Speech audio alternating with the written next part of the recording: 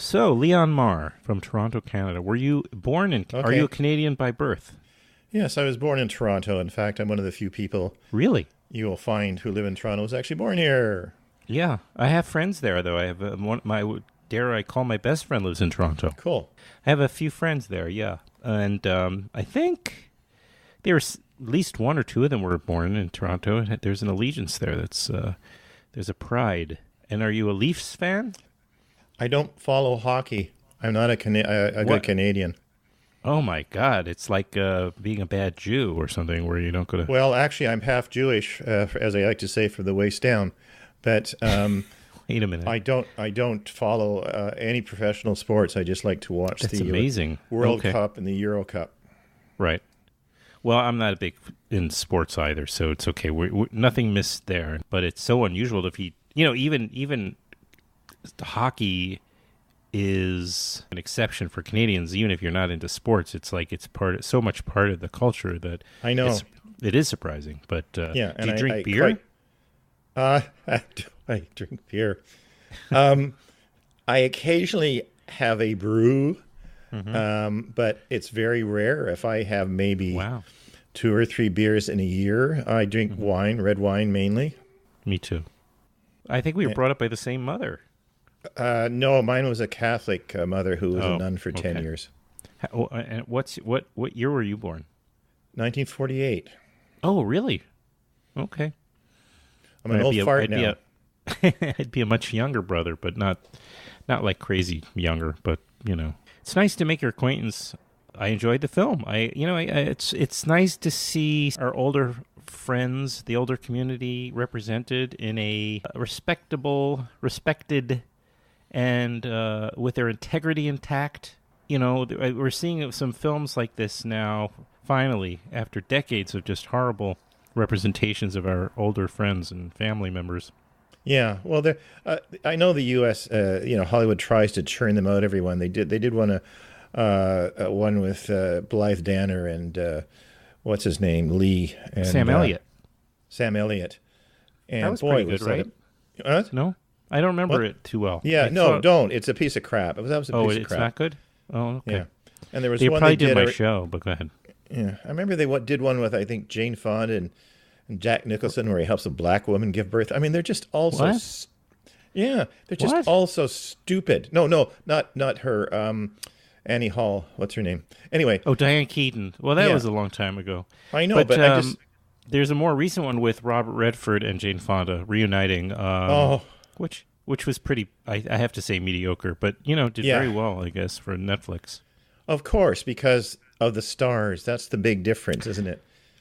Well, I guess. Of course it is. Well, of course it is. Certainly, people will, of course, watch it because of that. But critically speaking, I don't think it makes a difference. Do you think that they give more benefit to a film when famous people are in it? No, not at all. Okay. But in fact, I read the reviews and they were mediocre. But the point is, people just say, "Oh, I really like Robert Redford. Sure. Let's go and see Robert Redford." Now, our film didn't get a major theatrical release in the U.S. for a very simple reason, because we didn't have any, quote, stars. Right. It's all about stars now. I think that there was a day and age, Leon, where it would have. I think it's not just the stars issue. I think it's a much different landscape. I mean, we know this, I mean, this is obvious, but I think 25 years ago or 20 years ago, the film would not have had an issue, would have not have had a problem in that regard. But it could still have had a problem because you also have old people in your film. God forbid. You know what I mean? Yeah. But fortunately, that part of it isn't as much of an issue. We named off 2 or 3 films just now with older casts, and I don't think we've even scraped the surface. Frankly, I think there's a lot more titles. And if you look at the big shows, also the serial stuff that's going on Netflix between Jane Fonda and Lily Tomlin, and on that show. And then there's also the show with Michael Douglas and Alan Arkin. That's God, yes, the guy who gives the acting class. Yeah, sorry, Alan Arkin doing his shtick, Michael Douglas mumbling. I think he's kind of low key in that. Anyway, no, I'm sorry. I had to stop watching when the daughter at the wake or whatever said, oh, the only person my mother didn't love was the one who came out of her vagina. I said, no, okay, that's it. I'm not watching this anymore. Yeah. You can tell the jokes are written. This is what bothers me. When Alan Arkin makes a comment about his rabbi, oh, my rabbi said blah, blah, blah, blah, blah. Why didn't you cover a picture? Well, I told him blah, blah, blah. So I said blah, blah, blah. That's a written joke. Right. And you know it. And the thing that people always say about our movie, and we've heard this, I mean, we've been in screenings all over the world. Well, not all over the world, UK and the US, is that the characters feel authentic. And that's what people really like. They can relate to them. Yeah. Well, I will only defend in this regard. It is a TV series, and we now give more, I don't know, we give more weight to TV stuff now. The things are changing. It's a sitcom. I mean, and like the great sitcoms of the past, I mean, like all felt that way. It was all set up and, punchline set up and great shows did that. So, I think the bar has been raised because the quality of TV has changed in the last bunch of years as well. More power to them. The more shows like that they churn out, the more likelihood they're going to, get some really good ones. So if they keep churning them out, so I'm all in favor of that. I think it's great. And, it is nice to see these guys and the, people that I grew up watching are getting, is it the best work in their careers? Maybe not, but it's good to see them getting substantial, I mean, not that they all need the financially speaking, but it's good that people can work into, they have the choice to work now into their 70s and maybe beyond, Yeah. Listen, the other thing that really bothered me was Michael Douglas talking to his penis when he was trying to pee. I'm sorry. I just thought, no, this is just way too far for me. Sorry. Nobody does that. My penis hasn't spoken a word to me in years. So what have you done to offend it? It's good. So, okay, let's just lay the groundwork now that we've completely trashed this entire genre your film fits into. Sorry. The second time around is a heartwarming story of full hope, dreams, and second chances. Two seniors meet and discover that it's never too late to fall in love again. I love seeing your two leads because, first of all, again, I'm going to say I was very young at the time, but when the Avengers came on, I just was glued to it, as a young kid. Oh, yeah, me too, yeah. Oh, yeah. I loved it. I loved Diana Rigg, but when she was replaced by Linda Thorson, she was also just groovy, just terrific. And then Stuart Margolin, of course, was just ubiquitous. He was on everything when I was growing up, and I was, glued to the TV in my younger years. So I would, grow up seeing Stuart on so many shows that I can't even begin to list them. I was very lucky with the casting, actually, quite frankly. We obviously, when you do things like this, you go through all different names and the process. And we ended up with the two of them, and I'm just really, really pleased. Yeah. So how far down was Stewart's name? No, I mean, what a great dramatic actor he turns out to be.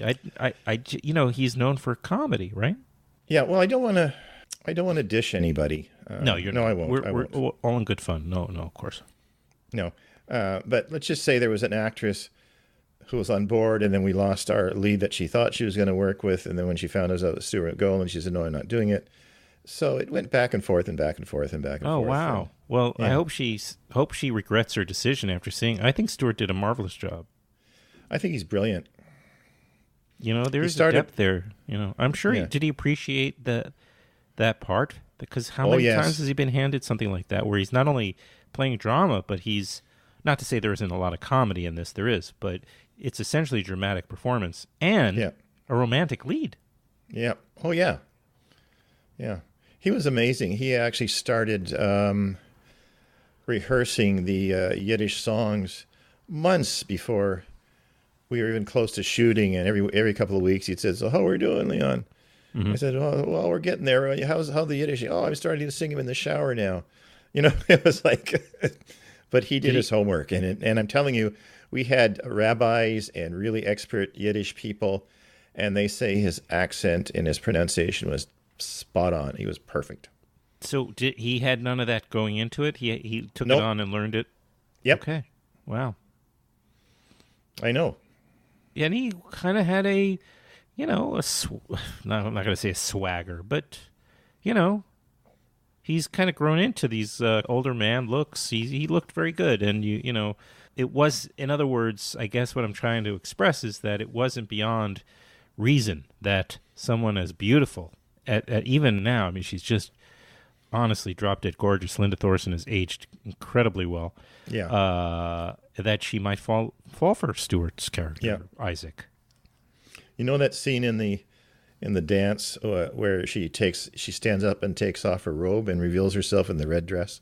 Oh gosh, yeah. Yeah, I heard women say, "God, she's gorgeous." Yeah. Yes.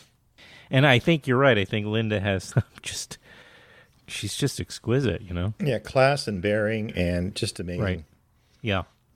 I guess I could just look, but it seems as though she must be just consistently working. Off and on.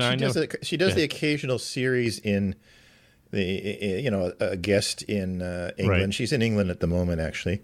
Is that where she's based in England? Hmm? She's English. No. Actually, she used to be based in New York, in Long Island, but she sold her home, and she had a condo in Toronto, and she's getting a place in London. So she's going to split her time between the two. But she does. But is she from the UK originally? Oh yeah, UK. Yeah, because that's how she got the Avengers thing, right? Yeah. She was a young British rising starlet in the midst of the swinging London scene, I'm sure. Yes.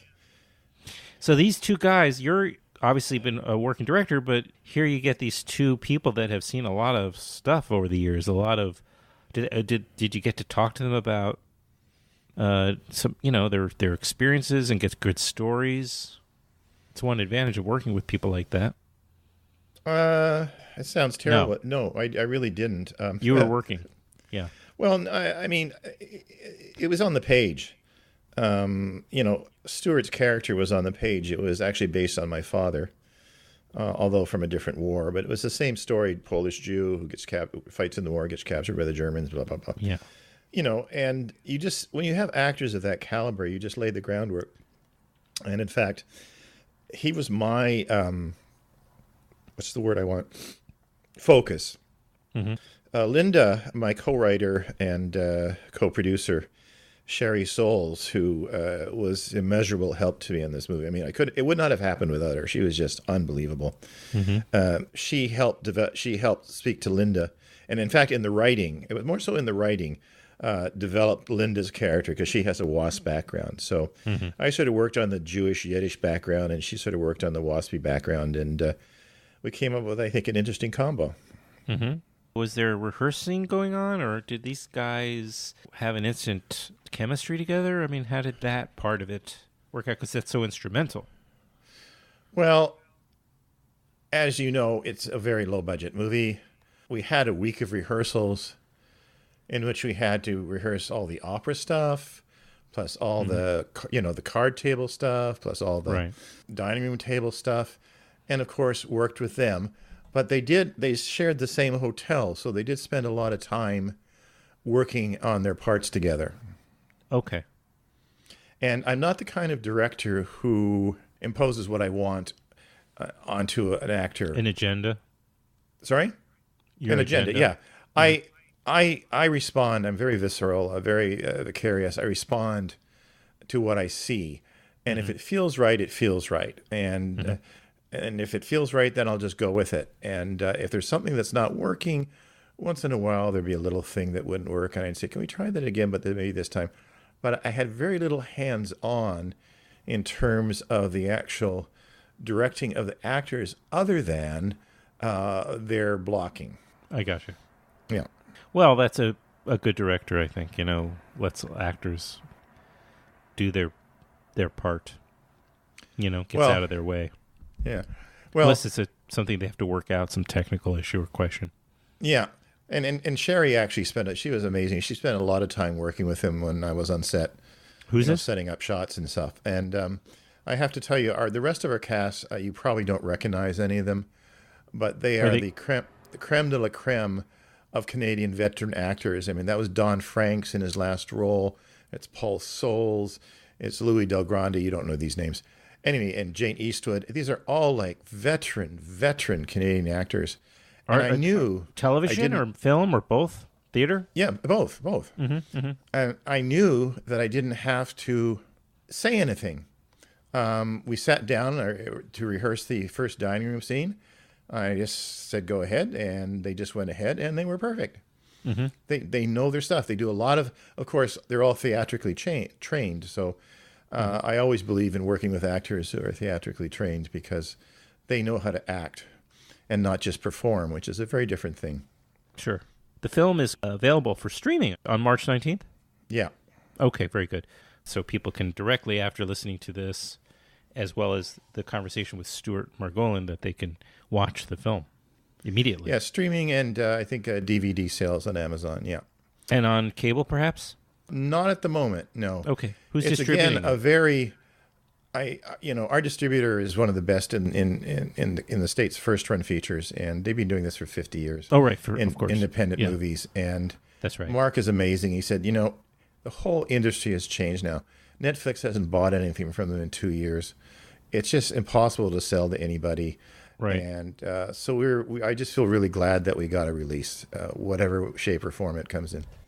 I guarantee if Netflix knew they could get what you made, that they would have made it. They would have produced it. But I'm not suggesting that would have been. First run is great, like you say. So it worked out the way it was supposed to.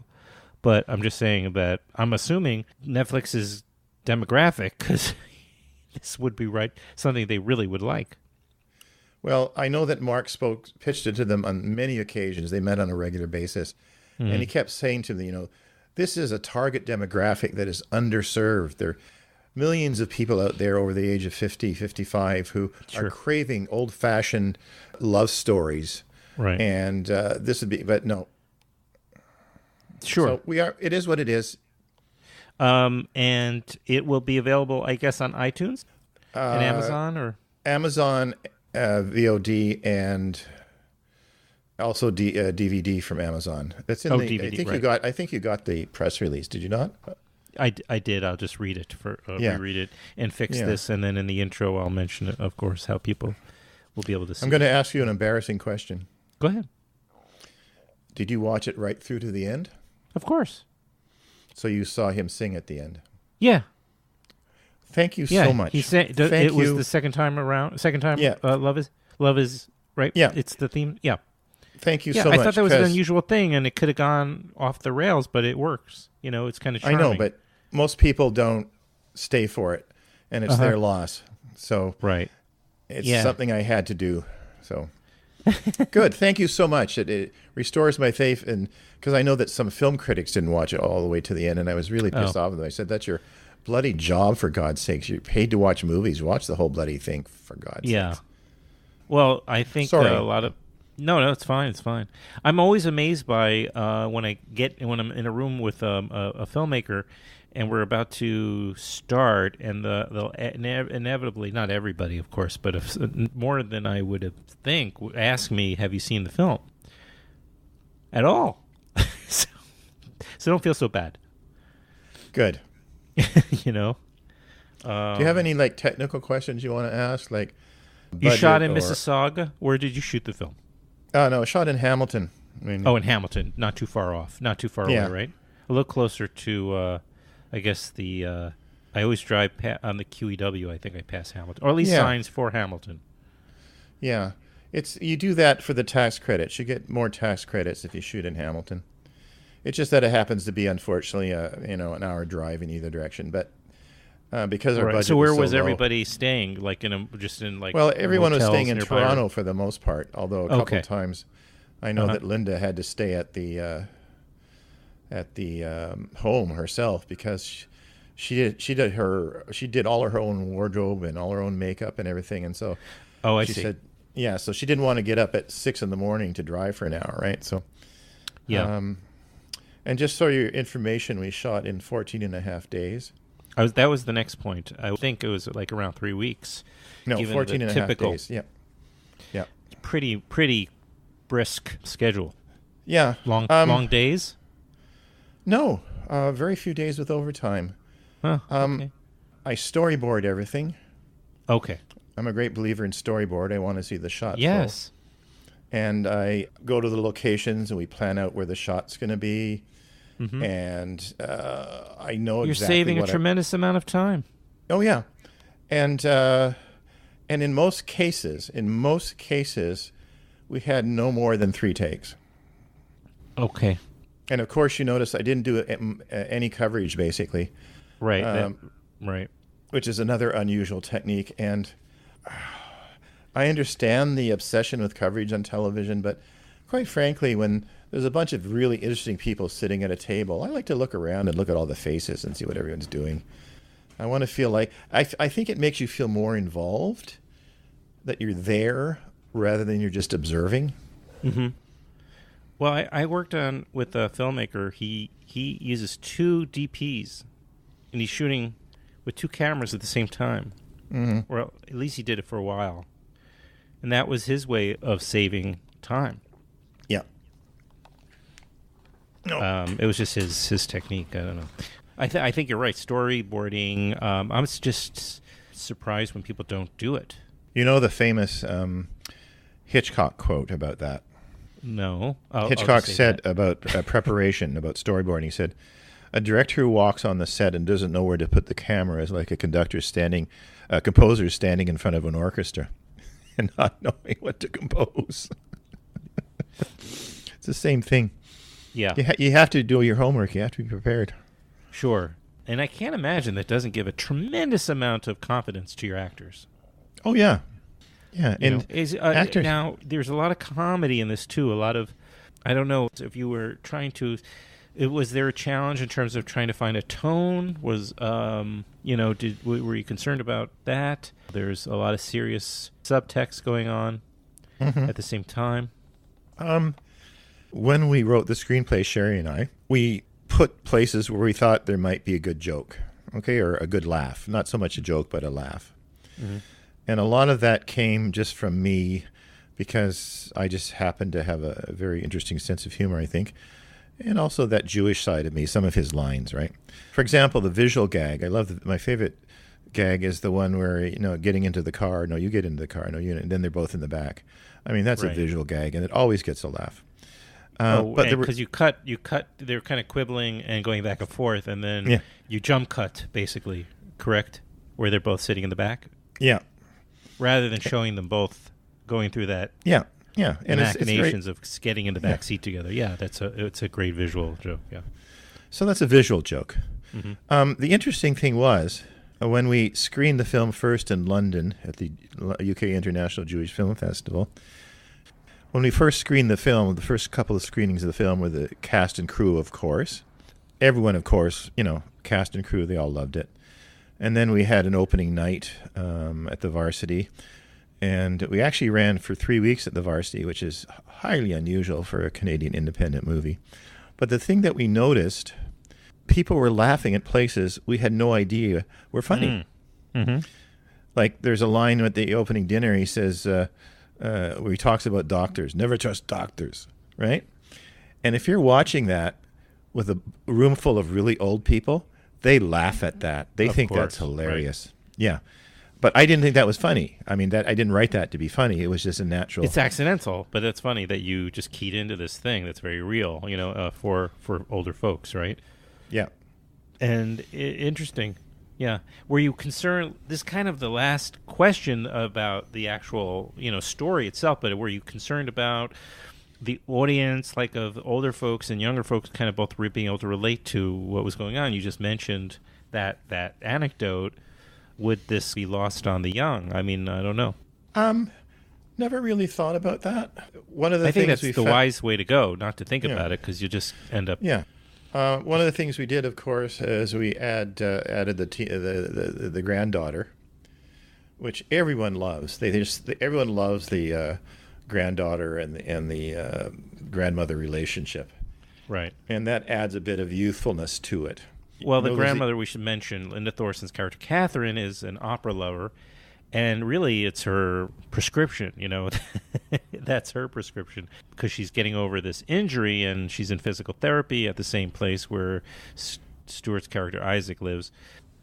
Her salve is the opera, her listening to opera, while she's kind of working through this injury she's had surgery, right, for was it the hip she broke or the leg? I'm forgetting.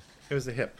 The hip, yes. Her granddaughter, rather, she's right on it with bringing music and CDs and recording stuff for her on CD because, it makes perfect sense that you'd have someone younger who's a little bit more, well, to use your own term, less of a Luddite. Yes. If we can just say a word about the opera music. Please do. Yeah, it's an essential component to the story is the opera music. Yes. The opera music was there from the beginning. In other words, when I was writing the screenplay, yes, I had ideas of music that would be playing over the opening scene, and her arriving at the hospital with William Tell, that came later. The love trio from which is the love song of the thing from Cosi fan tutte, which is that beautiful Mozart. trio. Even I know that. Yeah, it's just and her life was, that's the way she survived, was by romanticizing. And she always wanted to go to Europe, and her husband would never take her. And so she listened to opera, and she learned the lyrics and all that stuff. And so, of course, the music, is a counterpoint often, and often comments on what they're actually doing. Right. And it's just integral. It just integral to the film. It would not work without the opera music. Correct. In fact, there's one scene, I don't know if you remember, where she's getting therapy and Carmen comes on, and she's lying in bed, and she's saying l'amour, and then she's somewhere else and she says l'amour, and then and she's somewhere else and she says l'amour, and then he comes up with he comes up with her a cigar. That all had to be in the screenplay. I had to find the timings for that and go to the sound guy and say, okay, this is when the recording starts, this is when it stops. And everyone was a bit confused because we had playback on set, right? Mm-hmm. So it was very technical in that sense, but it's what makes it so smooth. And editing is for me is what filmmaking is all about. Mm-hmm. In fact, I'll go off on that tangent now if you want. Sure. The first, I went to Ryerson, the first film project in my entire life, other than Super 8 and stuff, when we went to Ryerson, was we were all given in the same class, first year, all given a 100-foot spool of rushes, of reversal rushes.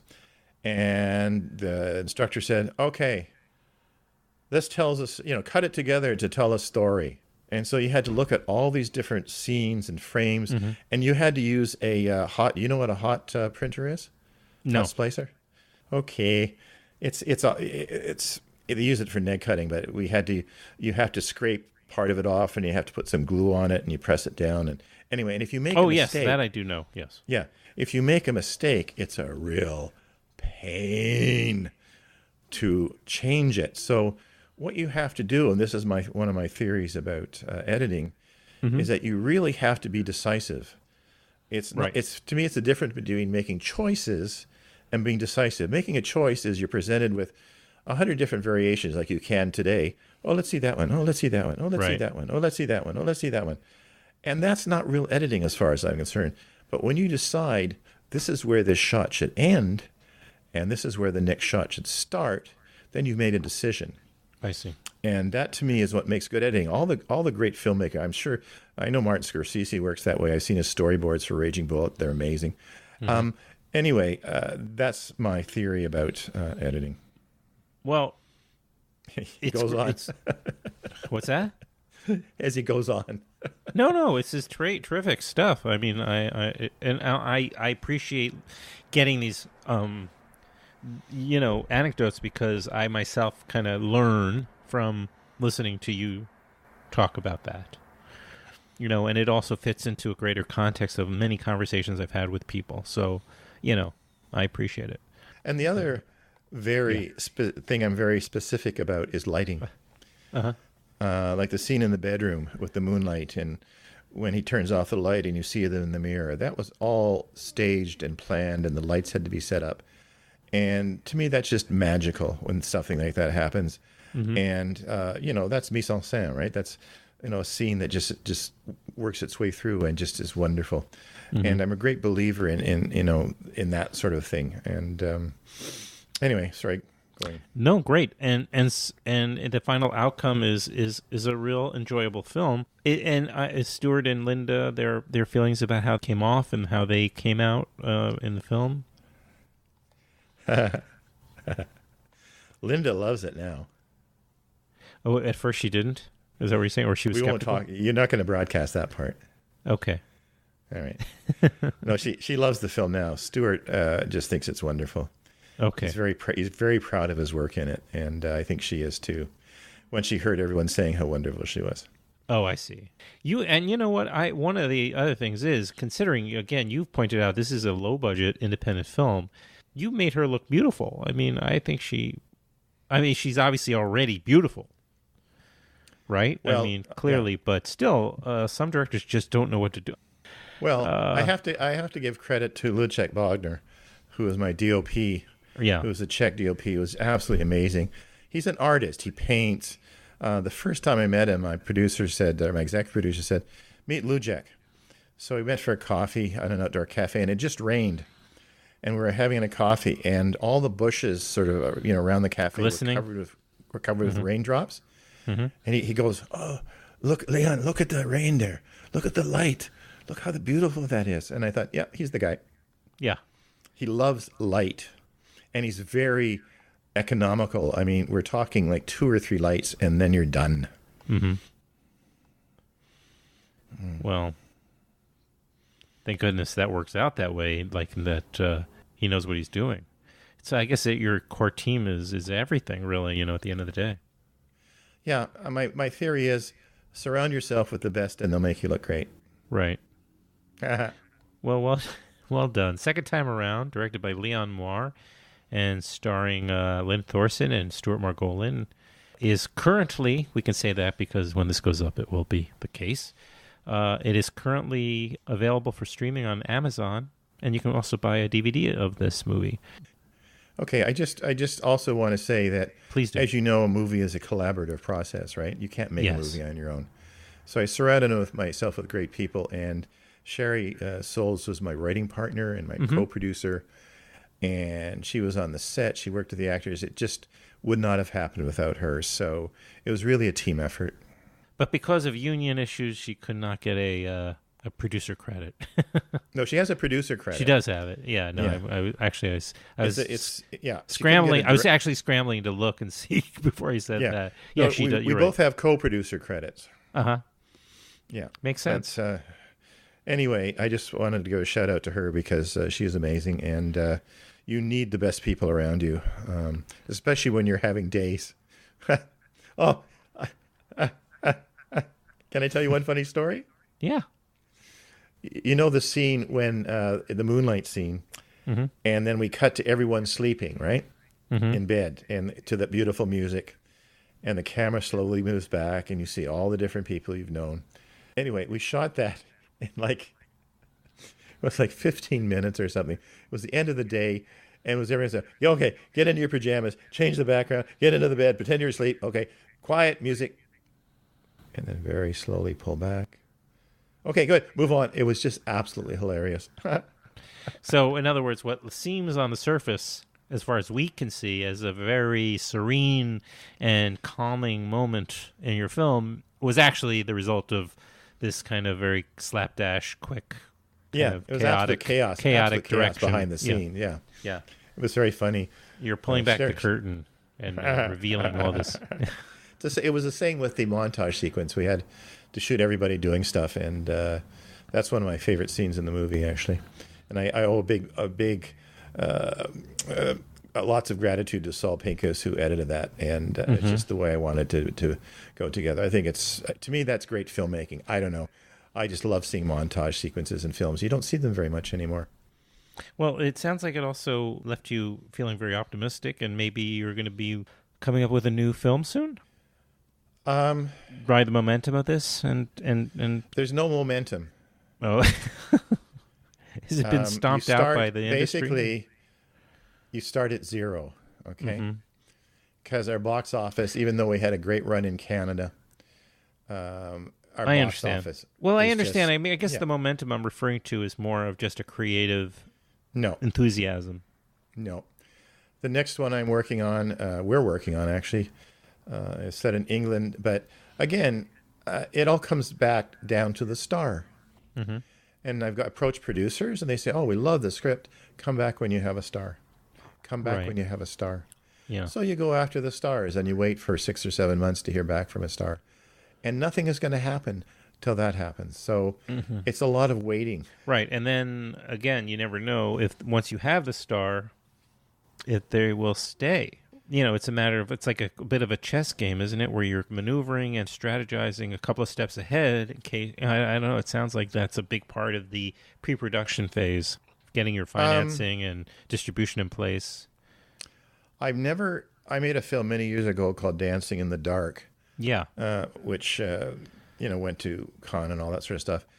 I can show that to any actor in the world, any actor, and they will want to work with me. It's that simple. I have no trouble with actors unless they're not actors and they're egos. Then I have troubles, but I don't go after those. Mm-hmm. So, yeah, nothing's going to happen overnight. It might be another 10 years. Understood. For a lot of people, it's very hard to, know how to move forward after that. You have this great thing, and then you think this is peak comes early. Then, I mean, how to deal with the next thing that may not be as high a peak? Yeah, I wouldn't say it was early. I was 40. Well, early in your filmmaking, to be honest, and it took, quite frankly, 30 years. Yeah. To make my second film, and that's a long story, but we don't have time for that. I don't really care. I don't dwell in the past. I know we made a great movie that people really, really like, and the more people that see it, the more people that hopefully will buy it. Please buy the DVD.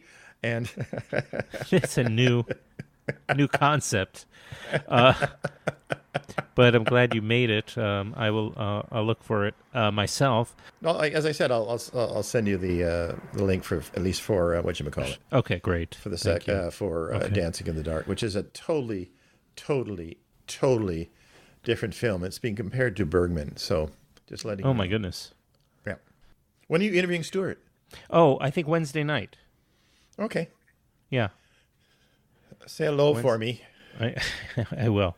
I'm looking forward to it. Yeah. He talks a little slower than I do, but he's still very, very lucid, very, very lucid, very smart, and. Well, when people start saying that about me, I know it's over. Adam, he's still very lucid. Yeah. Well, he's 80-ish, right? He's got to be 80, right? Yeah. Oh, that's so funny. Yeah. Thank you very much. Well, thank you.